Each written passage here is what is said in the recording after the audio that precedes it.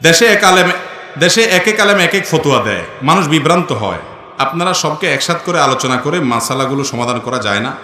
ভাই, আল্লাহ আপনাকে একটা আকল দিছে, বিবেক দিছে। আপনি দেখবেন কোরআন এবং হাদিসের সাথে মিলে কোনটা, আপনি সেটা করবেন। আপনি চেষ্টা করবেন উদ্ধার করা।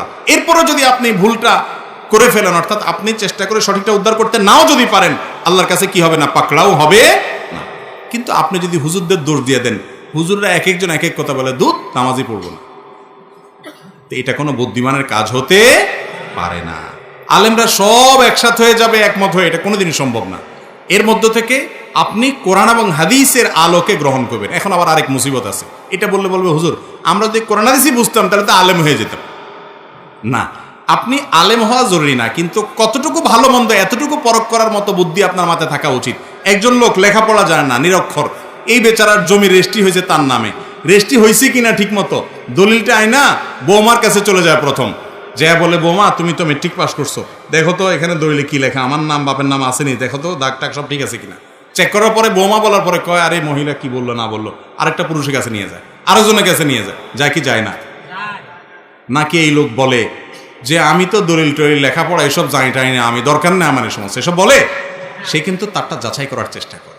50 টাকা একটা লাউ কিনবেন, নখ ঢুকাইতে ঢুকাইতে ঢুকাইতে 4-5 দাগ সেদা বানায় ফেলেন, ঠিক না ভাই? ঠিক, যাতে পিওরটা নিতে পারেন। হ্যাঁ, মুরগি কিনবে বাজারে, টিপতে টিপতে মুরগির আওয়াজের চোটে শেষ। আপনি ভালোটা কিনতে চান, ঠিক না ভাইরে? 50 টাকা লাউ কিনতে যদি এত টিপাটিপ করেন, এত যাচাই করেন, দলিল জমির বুঝেন না তাও 10 জনের কাছে যান, বুঝার চেষ্টা করেন, আর জান্নাতে যাবেন, 10 দুনিয়ার মালিক হতে চাইবেন মিনিমাম, আর সেটার জন্য বলবেন যে দূত আমি তো এত কিছু বুঝি না, থাক তাহলে ঝামেলা চলবে? চেষ্টা করতে হবে। আপনি কিচ্ছু বুঝেন না, 7 সমুদ্র 13 নদী পার হইয়া ভিসা টিকিট কিনা বিদেশ চলে যান, টাকা কামায় নিয়ে আসেন, সবই তো বুঝেন মাশাআল্লাহ।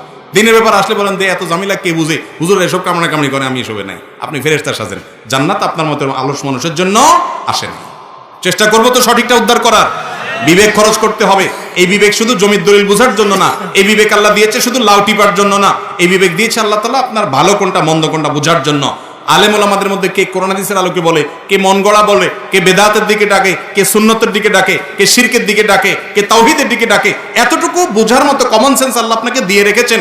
এটার ব্যাপারে কোনো আপত্তি চলবে না। আল্লাহ আমাদেরকে বোঝার এবং আমল করার তৌফিক দান করুন।